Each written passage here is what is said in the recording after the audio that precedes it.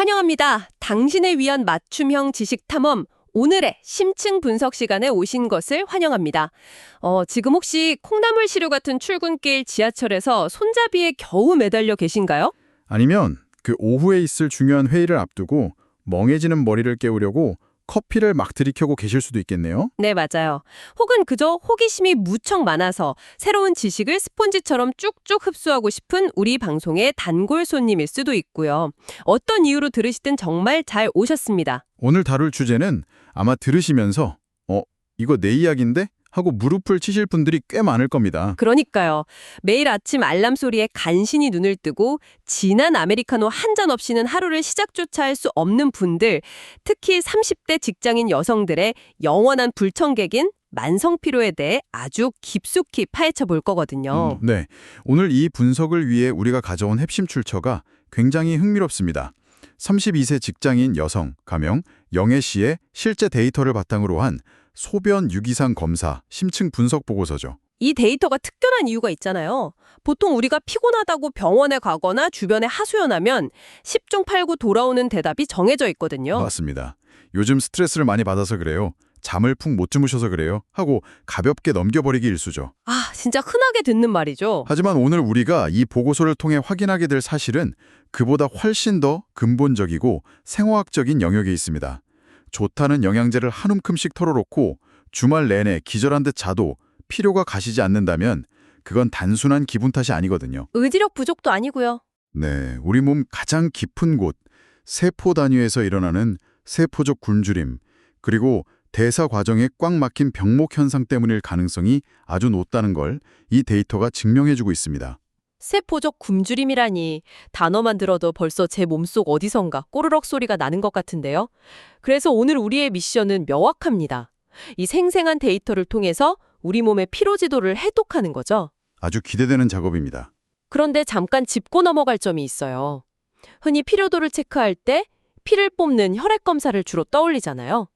그런데 소변으로 배출되는 대사산물을 분석하는 이 검사가 어떻게 우리 몸 상태를 알아내는 건지 원리를 간략히 짚어주시면 좋겠습니다. 아주 중요한 포인트입니다. 우리가 매일 먹는 밥이나 빵, 고기 같은 것들이 몸에 들어와서 그대로 에너지가 되는 게 아니거든요. 그렇죠. 소화가 되어야 하니까요. 네, 아주 복잡한 화학적 단계를 거쳐서 잘게 쪼개지고 변환되어야 비로소 에너지가 되죠. 이 소변 유기상 검사는 바로 그 변환 과정 중간중간에 생겨나는 찌꺼기들. 대사산물들이요? 맞습니다. 그 다양한 대사산물들이 소변으로 얼마나 빠져나오고 있는지를 정밀하게 측정하는 겁니다. 이걸 분석하면 미토콘드리아가 잘 돌아가는지, 신경전달 물질은 균형을 이루는지, 해독은 잘 되는지 엑스레이 찍듯 볼 수 있어요. 한마디로 당신의 몸 상태를 낱낱이 보여주는 대사지도를 그려내는 셈이네요. 과장 조금 보태서 내 몸속 화학공장 CCTV를 확인하는 느낌입니다. 정확한 비유네요. 자, 그럼 이 부분을 한번 파헤쳐보죠. 첫 번째 공장부터 점검해 볼 텐데요. 가장 눈에 띄는 게 탄수화물 대사의 병목 현상입니다. 네, 보고서를 보면 피로부산이라는 수치가 비정상적으로 높게 나왔다고 되어 있죠. 이 부분이 우리 몸의 딜레마를 아주 잘 보여줍니다. 섭취한 탄수화물은 포도당으로 분해되는데 이 포도당이 에너지 공장인 미토콘드리아로 들어가려면 반드시 피로부산이라는 중간 형태로 모양을 한번 바꿔야 해요. 그러니까 포도당이 공장에 들어가기 위해 발급받는 일종의 임시 출입증 같은 거네요. 그 비유가 딱 맞습니다. 그런데 피로부산 수치가 소변에서 높게 검출되었다는 건 무슨 뜻일까요? 글쎄요, 출입증은 받았는데 못 들어갔다. 맞아요. 출입증을 목에 건 원료들이 정작 공장문을 통과하지 못하고 입구에 산더미처럼 쌓여서 옴짝달싹 못하고 있다는 뜻입니다. 심각한 교통체증이 벌어진 거죠. 왜 못 들어가는 건가요? 공장문을 열려면 비타민 B군이나 알파리포산 같은 영양소들이 열쇠 역할을 해줘야 하는데 이게 텅 비어 고갈되었거나 인슐린 저항성 때문에 문 자체가 고장나 있을 때 이런 정체가 발생합니다. 연료를 아무리 잔뜩 넣어줘도 정작 엔진 안으로는 한 방울도 안 들어가고 줄만 서 있다는 거군요. 네, 근데 여기서 끝나면 다행인데 입구에서 들어가지 못한 원료들이 엉뚱한 길로 빠지면서 문제를 일으킵니다.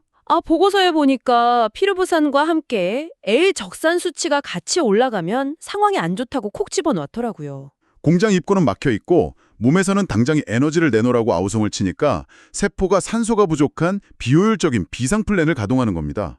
억지로 에너지를 짜내는 거죠. 그 과정에서 쏟아져 나오는 산업 폐기물이 바로 피로 물질인 적산인 거고요. 정확합니다.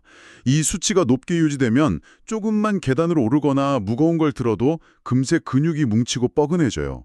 세포는 굶주리는데 몸 구석구석 피로 쓰레기만 쌓이는 최악의 가성비 상태죠. 와, 그래서 주말에 청소 조금 했다고 월요일에 온몸이 두드려 맞은 것처럼 아픈 게 단순히 체력 문제가 아니었군요.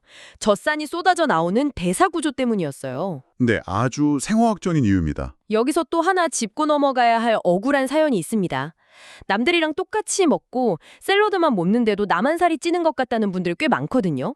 이것도 대사 쪽 문제인가요? 그 억울함도 이 검사로 완벽하게 설명이 됩니다. 지방대사 파트에서 주목해야 할 핵심 물질이 바로 에틸말로닉산입니다. 에틸말로닉산이요? 네, 내 몸에 쌓인 지방을 태워서 에너지로 쓰려면 지방산이 미토콘드리아 내부로 배달되어야 합니다.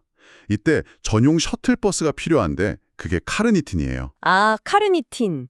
다이어트 보조제에서 많이 본 이름이네요. 맞아요. 그런데 영애씨 데이터처럼 카르니틴이 부족하거나 이 버스를 운행하는 비타민 B2가 결핍되면 지방이 공장 안으로 못 들어가고 튕겨 나옵니다. 그 결과물로 에틸말로닉산이 훅 올라가는 거죠. 셔틀버스가 끊겨서 지방이 소각장으로 못 가고 내 뱃살과 허벅지에 차곡차곡 재고로 쌓인다는 거네요. 생화학적인 비만의 근거라니 뼈를 때리면서도 위안이 됩니다. 근데 이게 체중 증가로 끝나는 게 아닙니다. 심장 근육은 에너지를 낼 때 지방을 주 연료로 쓰거든요. 그래서 대사가 막히면 심장 기능이 떨어져서 숨이 차거나 뇌 인지 기능 저하까지 올 수 있어요. 겉으로 보이는 몸매 문제가 아니라 심장과 뇌를 굶기고 있는 거였군요. 그럼 기왕 미토콘드리아 내부로 들어온 김에 공장 안쪽 엔진 상황도 좀 보죠. TCA 회로라는 게 있잖아요. 미토콘드리아 내부의 거대한 에너지 톱니바퀴죠. 네, 데이터를 보면 이 톱니바퀴조차 제대로 안 돌아가고 있는 것 같습니다. 이소구연산, 푸마레산 같은 마커들이 일제히 바닥을 치고 있던데요. 이 톱니바퀴가 빙글빙글 돌아가면서 에너지를 만들어내는데 이 회로 중간 산물들이 정상치보다 한참 떨어져 있습니다. 엔진이 거의 멈춰가고 있다는 뜻이죠. 자동차로 치면 가속 페달을 밟아도 속도가 안 나는 느낌이네요. 일상생활에선 어떤 증상이 나타나나요? 세포 전체가 만성적인 방전 상태에 시달립니다. 직장인분들 오후 3시쯤 되면 갑자기 미친 듯이 피곤해지고 모니터 엑셀표가 2개로 보일 때 있죠. 아, 머리가 멍해지고 활력이 급격히 하락하는 그 마의 삼싱. 네, 그게 바로 내 몸의 엔진이 멈춰서 생긴 생화학적 셧다운입니다. 점심 먹고 자리에 앉는 순간부터 정신력으로 버티는 건데 이 거대한 엔진을 멈추게 한 주범은 대체 누굽니까? 비타민 B군이나 마그네슘 같은 점화 플러그 부족도 원인이지만 환경 호르몬 노출이나 순 같은 독소가 엔진의 엉겨부터 방해하기도 합니다. 아, 독소요? 그리고 유독 수치가 낮을 때 주의 깊게 봐야 하는 게 세포 엔진의 배터리 역할을 하는 코엔자임 Q10, 즉 CoQ10의 결핍입니다. 보고서에 나와 있던 HMG 수치가 떠오르네요. 30대이면서 건강검진에서 고지혈증 주의받고 콜레스테롤 약 드시는 분들이 유심히 봐야 한다고 하셨죠. 네, HMG는 몸 안에서 콜레스테롤을 만들거나 CoQ10을 만드는 두 갈림길을 가집니다. 그런데 고지혈증 약인 스타틴 계열을 드시면 애꿎은 CoQ10 삽성 경로까지 같이 막아버릴 수 있어요. 수치 하나 낮추려다 배터리를 뽑아버리는 격이네요. 맞습니다. 그러면 HMG 수치가 치솟고 심혈관 건강에 경고등이 켜지는 거죠. 자, 지금까지 에너지 대사의 병목 현상을 봤다면 이제 시선을 정신건강 쪽으로 돌려보겠습니다. 30대 직장인 하면 가장 먼저 떠오르는 게 바로 업무 스트레스잖아요. 여기서 아주 흥미로운 점은 흔히 번아웃 오면 멘탈이 약해서 그래 하고 자책하기 쉬운데 이 검사 결과를 보면 그게 단순한 기분이 아니라 철저한 화학적 불균형이라는 겁니다. 네, 멘탈 문제가 아니라 화학적 불균형이다. 구체적으로 어떤 대사 산물들이 그걸 증명하나요? 스트레스를 받으면 뿜어져 나오는 에피네프린 같은 전투 호르몬이 분해된 대사산물, VMA의 수치를 봅니다. 업무가 몰려 스트레스 받을 땐 부신이 과열되면서 이 수치가 확 치솟죠. 심장이 쿵쾅거리고 긴장된 상태네요. 근데 직장인들은 1년 365일 긴장 상태잖아요. 부신도 지치지 않나요? 정확히 그겁니다. 부신이 과로하다 방전되면 호르몬 대사산물이 뚝 떨어집니다. 아침에 일어나기조차 싫은 부신 피로 상태가 되는 거죠.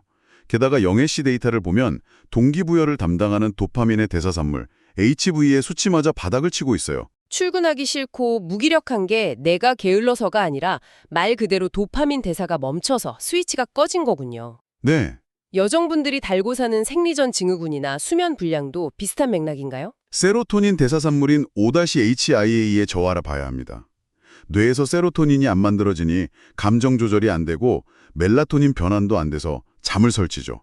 더 무서운 건 뇌가 우울감을 보상받으려고 끊임없이 단 음식을 찾게 만든다는 거예요. 아, 스트레스 받을 때 탕후루나 바닐라 라떼 찾는 거 내 의지가 아니라 세로토닌이 부족한 뇌의 생존 본능이었군요. 탄수화물 중독으로 이어지는 악순환이네요. 네. 그리고 머리에 안개가 낀 것 같은 브레인 포그 현상도 신경 독성 물질인 퀴놀린산 증가와 관련이 깊습니다. 염증이나 환경 독소 때문에 퀴놀린산이 폭발적으로 늘어서 뇌의 신경세포를 공격하는 거죠.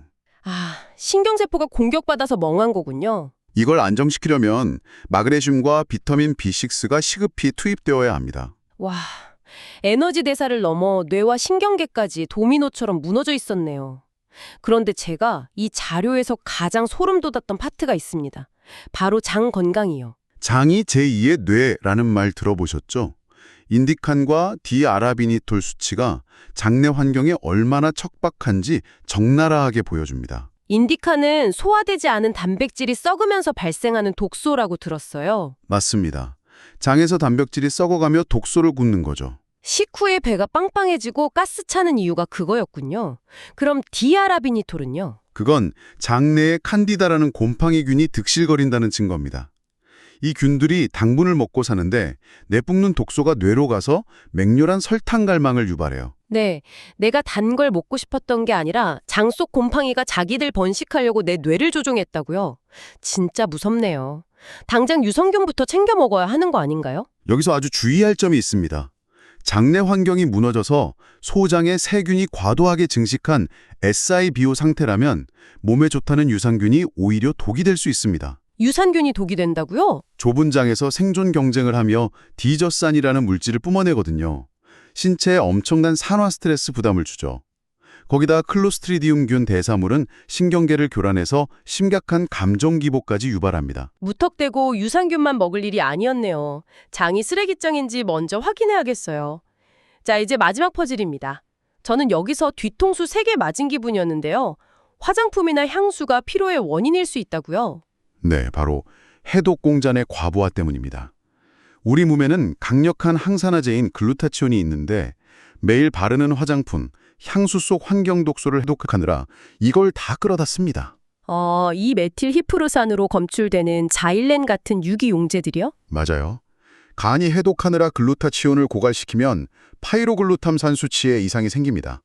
방패가 사라지니 활성산소가 세포를 공격하고 결국 DNA 산화 손상 지표인 8-5HDAG가 상승하죠. 세포의 설계도가 망가지고 있다는 뜻이네요. 아주 쉽게 말해 눈에 보이지 않는 몸 안쪽에서부터 세포가 붉게 녹슬어가는 급격한 노화가 진행되는 겁니다. 예뻐지려고 바른 화장품이 오히려 몸을 녹슬게 했다니 충격입니다. 거기에 비타민 B군 부족으로 메틸화 대사 장애가 오면 탈모나 빈혈까지 연결된다고요? 네. 산토렌산, 메틸말로닉산 같은 마커들이 비타민 B6, B12 결핍을 예민하게 잡아냅니다. 메틸화 과정이 무너지면 아무리 잘 먹어도 영양이 안 가서 머리카락이 빠지고 해독 능력이 무너지죠. 자, 그럼 이 모든 게 대체 무슨 의미일까요? 청취자분들을 위해 실질적인 해결책을 정리해 주시죠. 영애 씨 사례를 큰 그림에서 보면 장내 불균형에서 시작해 독소가 유입되고 미토콘드리아가 마비되면서 신경계가 교란되는 거대한 대사적 악순환입니다. 이걸 끊기 위한 4단계 액션 플랜이 출처에 명시되어 있죠.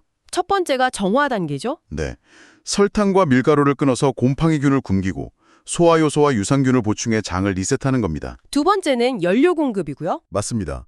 비타민 B군, QQ10, 카르니틴으로 미토콘드리아 엔진을 재가동하는 단계입니다. 세 번째는 균형 단계네요. 마그네슘, 비타민C를 섭취하고 충분한 수면을 취해서 과열된 부신과 고갈된 세로토닌을 회복시켜야 합니다. 마지막 네 번째 보호 단계는요? 글루타치온의 전구체인 NAC 성분이나 십자화과 채소 식단으로 DNA 산화를 방지하고 세포를 보호하는 겁니다. 네, 정말 명쾌합니다. 장을 비우는 정화, 엔진을 깨우는 연료, 신경을 안정시키는 균형, 그리고 보호까지. 자, 이번 심층 분석을 마무리할 시간인데요. 오늘 확인한 사실은 여러분의 그 지독한 만성 피로가 의지력 부족이 아니라 몸속 거대한 공장의 생화학적 병목 현상이었다는 겁니다. 맞습니다. 남들이 좋다는 영양제를 무분별하게 먹기 전에 내 몸의 대사 지도를 읽고 세포의 절박한 목소리에 귀 기울이는 맞춤형 접근이 필요할 것 같습니다. 오늘 마무리를 하면서 여러분과 고민해볼 화두를 하나 던지고 싶네요.